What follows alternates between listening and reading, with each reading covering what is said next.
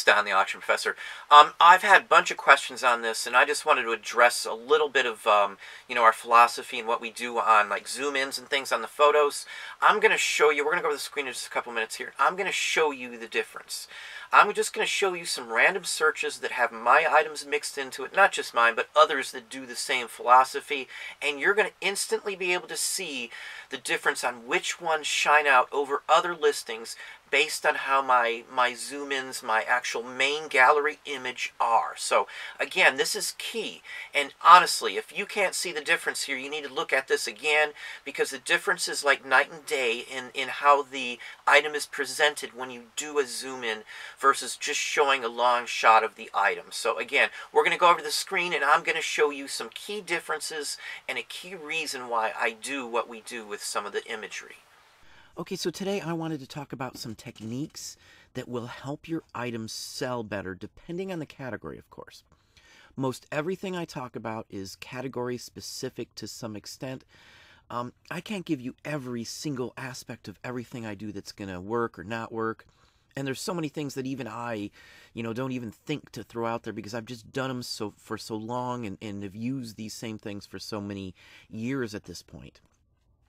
One of the biggest things I do, and I do this now because of other people doing it, and it does seem to help across the board.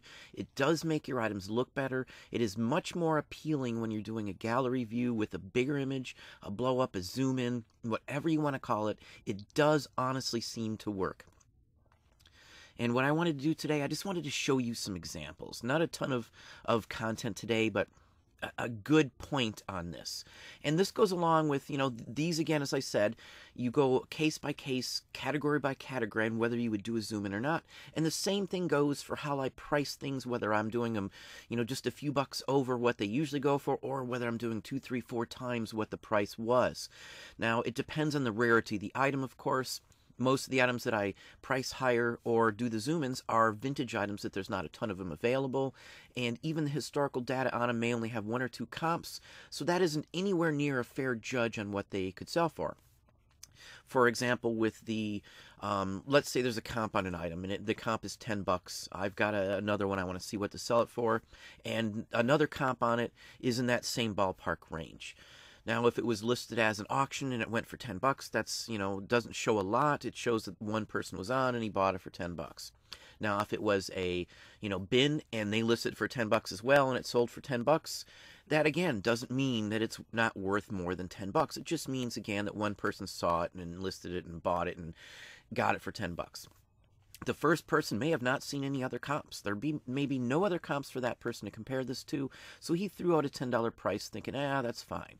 So he sells it for 10 bucks. The next person comes along, has the same card, sees that it sells for 10 bucks, and goes and puts it up for 10, 12 bucks, and then sells it in the same price range. So no one's investigated how much they could have gotten for it. They've only investigated a throw-out number, and then the second person went ahead and followed along, and sometimes it's the third person, or even a fourth person, all listed in that same price range. Now, I don't pay attention to that for every single item. If it's a rare item, there's only one up every couple months. I'm not going to worry so much about 1 or 2 sales, or even 3 and 4 in some cases, and I'm going to put it higher. And generally, a good chunk of that time, I do take the higher price. There's a perceived value here as well, too.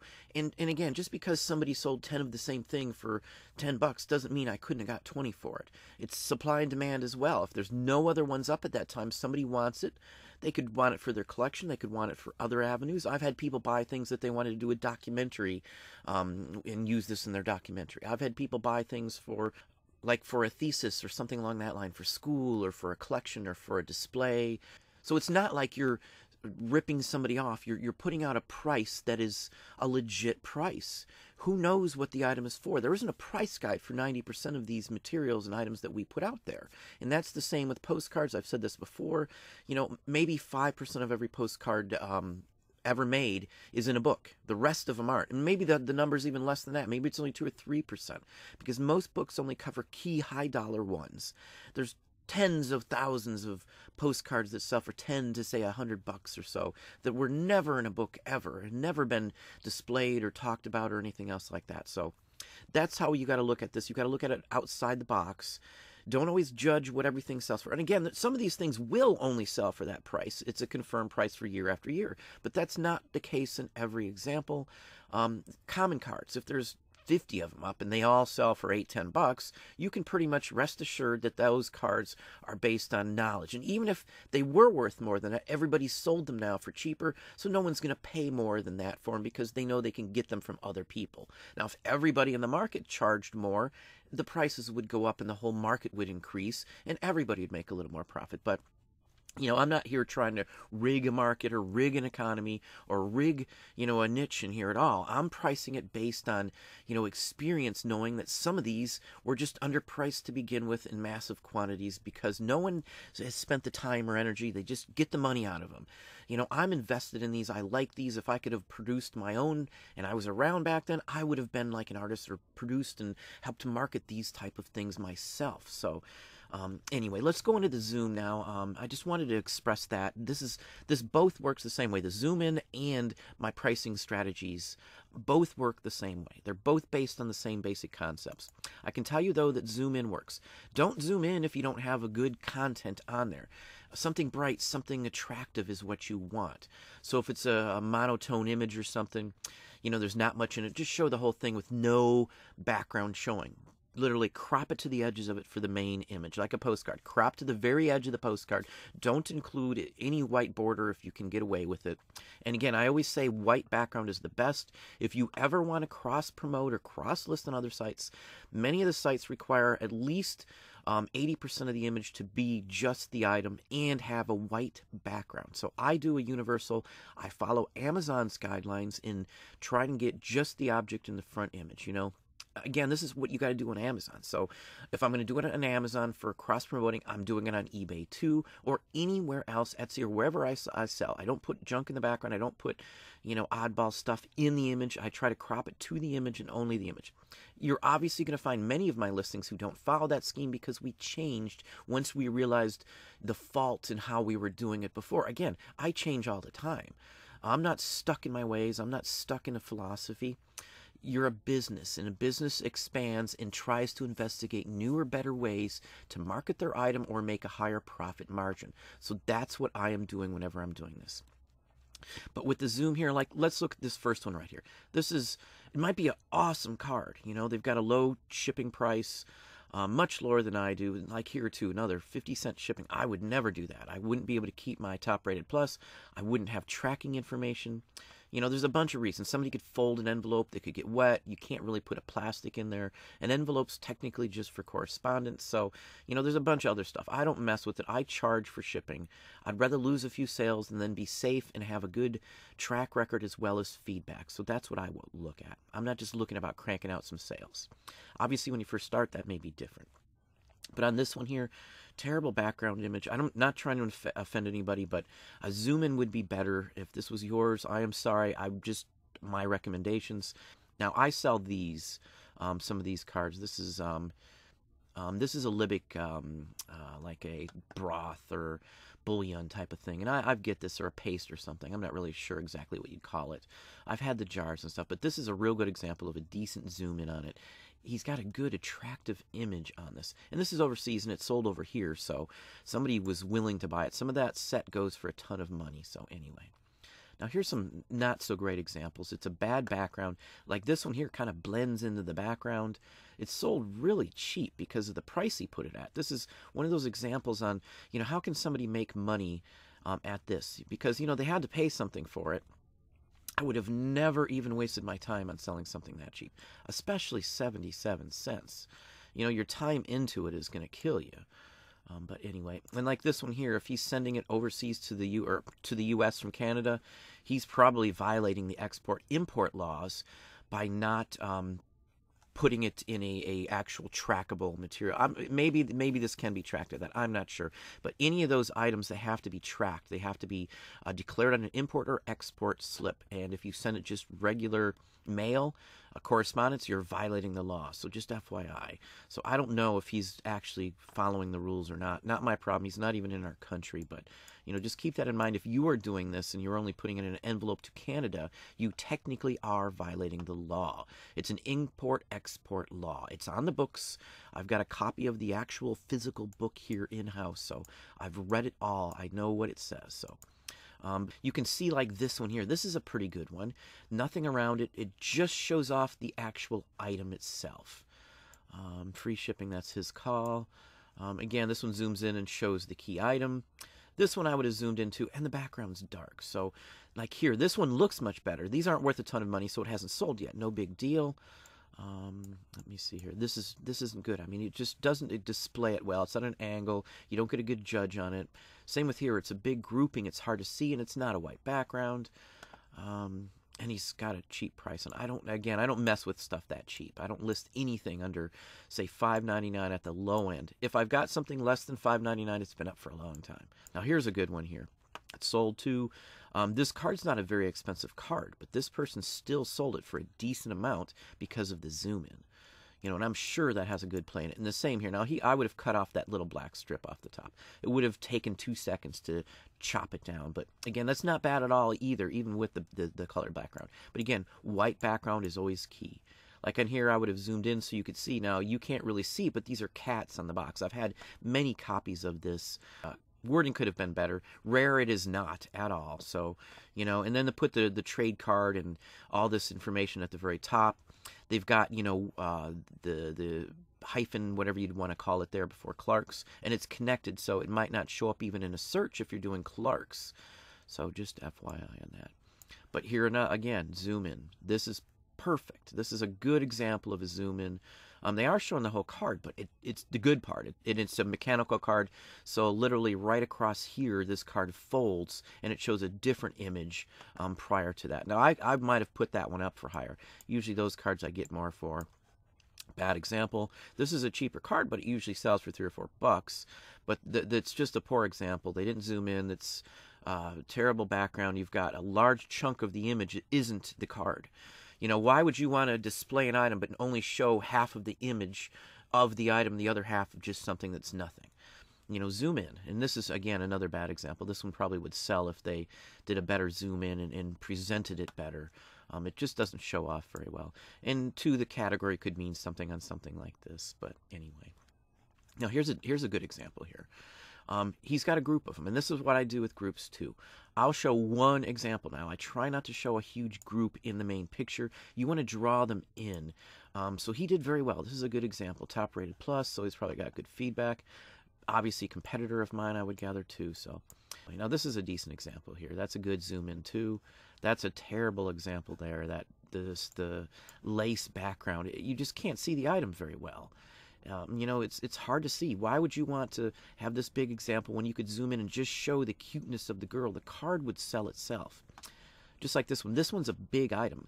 I always sell this one, and I just sold it. I'll probably show it to you in my What Sold video on Sunday. But I sold 2 of these in the last month for $15. Again, I sell them all the time at $15. I don't sell them less than $15 because I don't list them less than a price that I could accept at $15. I think I had like $18.50, and I took $15 on the last one, and maybe I had a little higher price on the one before that. But again, I took $15 on that one too. So this just goes on the pricing scheme here. It looks like a small card, but this is a pretty big card. This is like 9 or 10, maybe even a little bigger than that, across. Might even be 11 inches across and 7 inches tall. This doesn't give any good example. I would have literally shown just the foot. You might have had to have some background because of the shape of it, but again, they gave the card away. I have sold 2 this month for $15. Again, the images have something to do with it. Now, you're obviously going to sell some regardless of how the images are because it might be a better card. But they honestly do sell better and are a quicker and easier sell for us when they're zooming. Now, this is a okay zoom in, but the card's crooked. They should have centered in. It's got a ton of foxing, so it's not the best card. But anyway. And terrible again. You're not going to sell stuff that well when they're zoomed out and just such an angle and dull. These are bright cards. Or this one is for sure. I've had that one. Same here, bright card. Does not represent the card at all well. These are nice images again, but the title would be the issue in my book anyway. Again, you can see like bad one, big nasty reflection on it. And maybe they have a piece of glass or something on it. I'm not sure. Here's some decent zoom-ins, but again, this is a bright card. They haven't brightened it up enough. And they're obviously dumping it in envelopes, so, you know, with fees and all, they're just not going to make a ton of money giving away free shipping. They would have done far better to put these in a lot. It would have sold better, and they could have charged for shipping. It's all about, you know, how you price it and how you do it. Again, terrible here. Not very well to see what's going on. I would have probably almost definitely sold these better. Again, bad image here. Dark, bad background. They're in plastic. No zoom in, no nothing to call out attention, because that's a cute card. That's a cute card, and this one sells. There's actually an Oscar Wilde card in this set right here on this one. The best ones are the ones that are zoomed in. And they show off better than other cards. They just do. When you're looking across, I mean, this one's not a good example. This one's not bad, a little dull, and it looks like a bad rip. But you know, some of these are cheaper cards. I mean, these only go for like $5 at the best, charity or not. And I know a lot of people these days now put charity, and I don't know about that person. I'm not trying to insinuate whoever those were that had charity, or any of these that have charity is doing it for, you know, trying to sell the card. But what people have started to do, I see, is they'll raise the price and then put charity on it and only donate like 2% to charity. Just trying to sell the card because they're doing charity, thinking people feel, you know, pity and help out a charity. But anyway, again, terrible. No one's going to be even looking at that very well. This is basically the same card series or company. So here's the company card here, which is terrible. It's not going to sell. This guy sold it better for a higher price because, again, he zoomed in on just one key card. This guy knows what he's doing. I've seen this person before. I know who he is, so not personally or anything, but I follow other people to see what they do. This isn't a great image. They could have sold this one for better. This one would have probably been a $10 card. Again, only one person was interested in it. He listed it low. He sold it low. Now, if he put this up and listed it for like $17.50 bin, he might have sold it for 10 or 15 bucks. I mean, that's just the way that works, you know.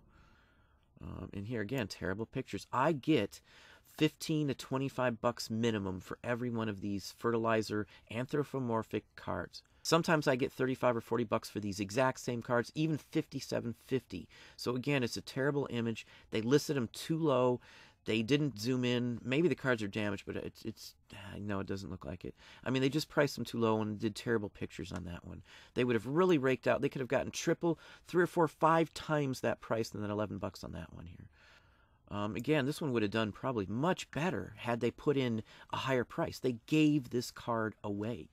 The American Exposition, I've sold this one for like 50 bucks.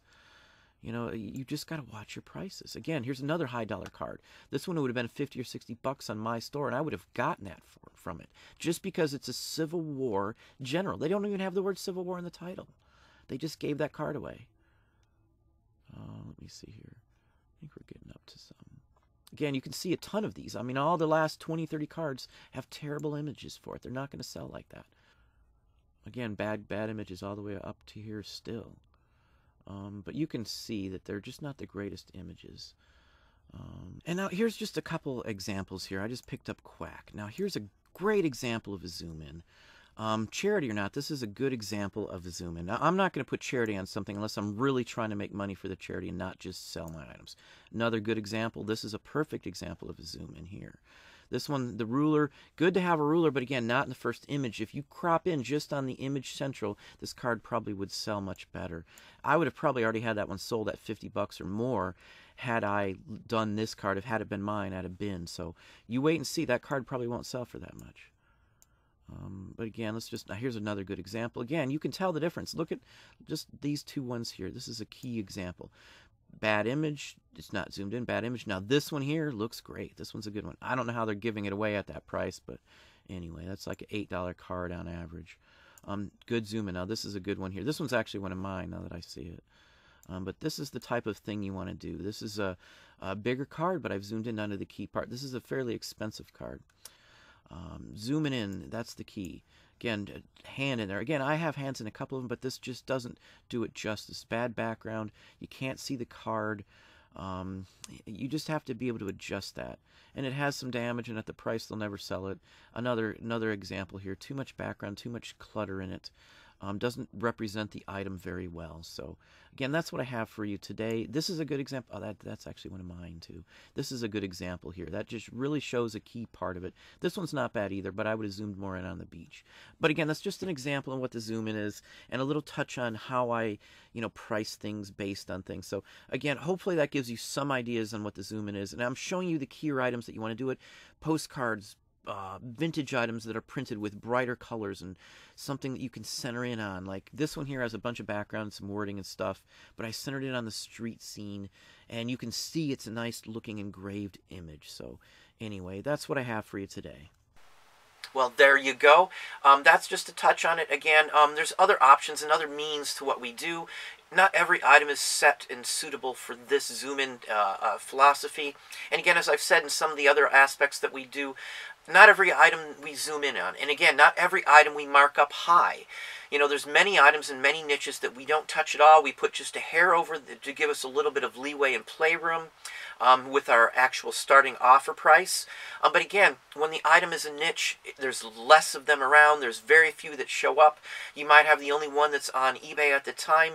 Price is irrelevant based on past experiences. So if I mark it 3 times up what I think it might go for, literally it could go for that 3 times price. It could go for 4 or 5 times that price because it's worth that much to somebody. It's a perceived value. There's no price guide for these items specifically because there's tens and tens of thousands of different trade cards or postcards. The majority of these items are not going to be shown in any price guide, any book across the country. The amount of items that are shown in a postcard price guide are maybe 4 or 5% of all postcards that are available. So again, take that into consideration. Take into consideration how many of those items are available and what the market will hold in this. Supply and demand is a key factor in how businesses price things. If you have the only supply of something and that something has a demand, you can set the price. So don't always worry about matching someone else's price. Again, there's more reasons why the person sold something for less than you. One could be that they didn't realize it would go for more money, so they've priced it lower. It's sold for lower because that's how they priced it. The next person signing on to eBay to list that same item uses that comp to judge what their item should go for. So since it's a chain reaction, several people in a row are going to underprice an item just for the sheer fact that they didn't spend a little more time looking it up or that there was no comps available. So that's what I have for you today. It's just a touch on this, but again, hopefully you can see the drastic differences in the blow-ups and the zoom-ins on the photos. But that's what I have for you today. Hopefully you liked it. If you did, please hit the like button down below. You can also hit the bell icon to be notified when I post new content or go live. Subscribe and tell a friend.